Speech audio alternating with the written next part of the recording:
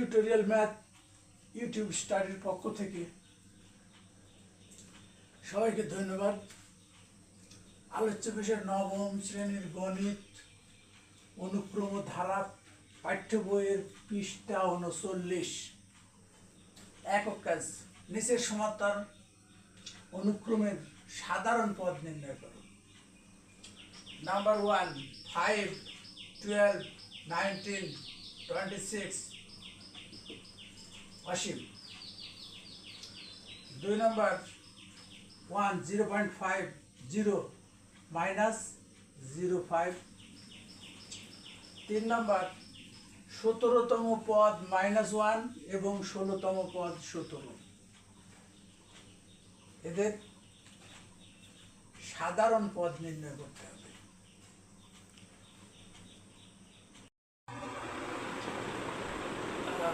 যেহেতু প্রদত্ত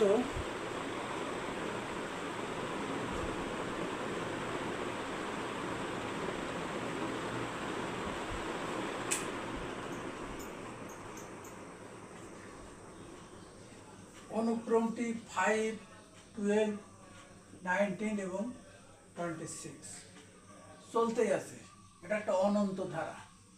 এখানে প্রথম পদ a = 5 এবং সাধারণ অন্তর আমরা জানি দ্বিতীয়টা মাইনাস প্রথমটা অথবা তৃতীয়টা মাইনাস দ্বিতীয়টা, তাহলে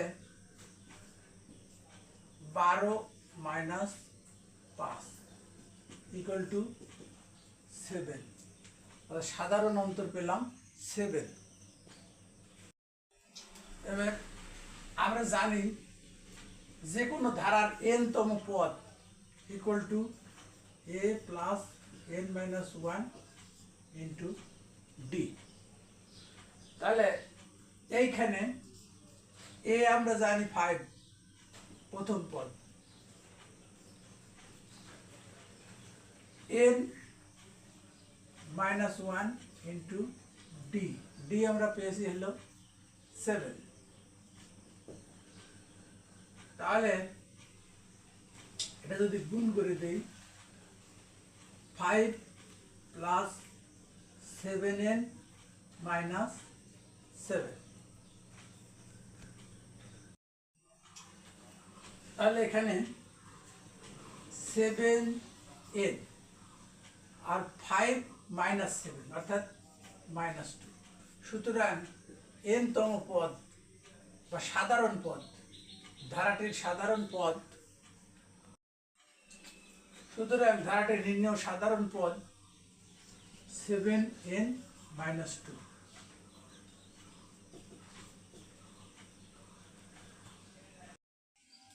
দ্বিতীয় নাম্বার, আমরা ধারাটি দেখতে পাচ্ছি 1 0.5 0 মাইনাস 0.5। তাহলে এখানে প্রথম পদ আমরা দেখতে পাচ্ছি প্রথম পদ 1 এবং সাধারণ অন্তর দ্বিতীয় পদ মাইনাস প্রথম পদ, দ্বিতীয় পদটা 0.5 মাইনাস 1, তাহলে এখানে আমরা পাচ্ছি -0.5। এটা হলো সাধারণ অন্তর। সুতরাং n-তম পদ n = a + n-1 × d। এটা n-তম পদের সাধারণ সূত্র। এইখানে আমরা a পাইছি a = 1, n-1 আর d পাইছি -0.5। তাহলে এইটা যদি গুণন করে দেই তাহলে 1 আছে, এটাতে -0.5 n মাইনাস আর মাইনাস, দুইটা মাইনাস প্লাস, এক দ্বিগুণ করলে এটা যেমন আছে তেমনই থাকবে 0.5। তাহলে 1 এবং 0.5, যদি যোগ করি তাহলে 1.5 হয়, মাইনাস 0.5n। এটাই হলো n-তম পদ বা সাধারণ পদ। সুতরাং নির্ণেয় সাধারণ পদ 1.5 বিয়োগ 0.5n।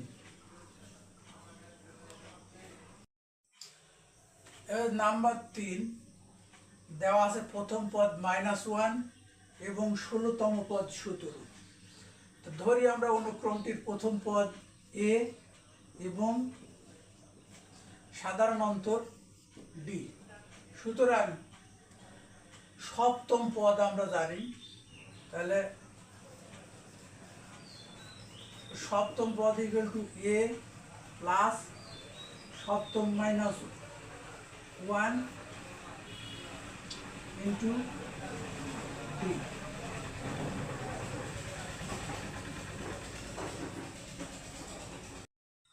আচ্ছা, যেহেতু সপ্তম পদ দেওয়া আছে হলো -1, অর্থাৎ এটা সমান -1, তাহলে a প্লাস 7-এর মধ্যে একবার দিলে 6d ইকুয়াল টু -1। এটা 1 নাম্বার সমীকরণ হিসাবে রেখে দিলাম। আবার 16তম পদ equal to a plus 16 minus 1 into D. 16তম পদ দেওয়া আছে 17, তার মানে এটি সমান 17। এইবার a প্লাস 15d সমান সমান 17। এটা দিলাম 2 নম্বর সমীকরণ। 1 এবং 2 নম্বর সমীকরণ থেকে আমরা a এবং d এর মান বের করব। এবারে 2 বিয়োগ 1 সমীকরণ, তাহলে 2 সমীকরণ তো এটা আছে, 1 সমীকরণে আছে a plus 6d equal to -1। এটা যদি আমরা বিয়োগ করি তাহলে নিচের চিহ্নগুলি পরিবর্তন হবে। এ কেটে গেল, 15-র মধ্যে 6 বাদ দিলে 9d এবং 17 আর 1-এ 18। সুতরাং 9d সমান 18, d ইকুয়াল টু হবে হলো 2, অর্থাৎ 18 ভাগ 9। আমরা d এর মান পেলাম। এবার d এর মানটা 1 নাম্বার সমীকরণে বসিয়ে দেব। 1-এ d এর মান যদি বসাই, 1-এ ছিল a প্লাস 6d, তার মানে d এর মান 2 ইকুয়াল টু -1।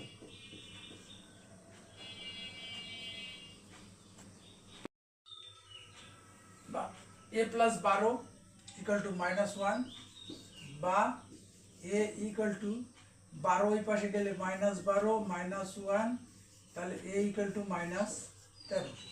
সুতরাং আমরা এর মান পেলাম, d এর মানও পেলাম। সুতরাং n-তম পদ বা সাধারণ পদ সূত্র আমরা জানি, an equal to a plus n-1 into t। তাহলে এখানে a আমরা পেয়েছি হলো -13 প্লাস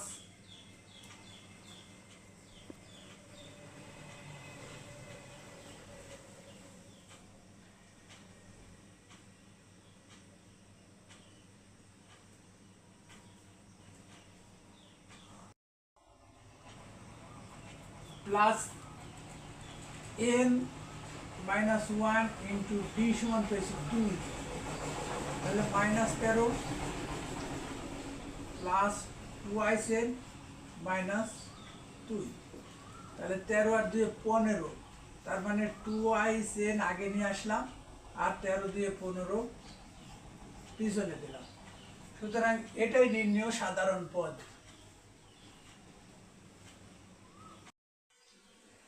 সুতরাং নির্ণেয় সাধারণ পদ 2n -15।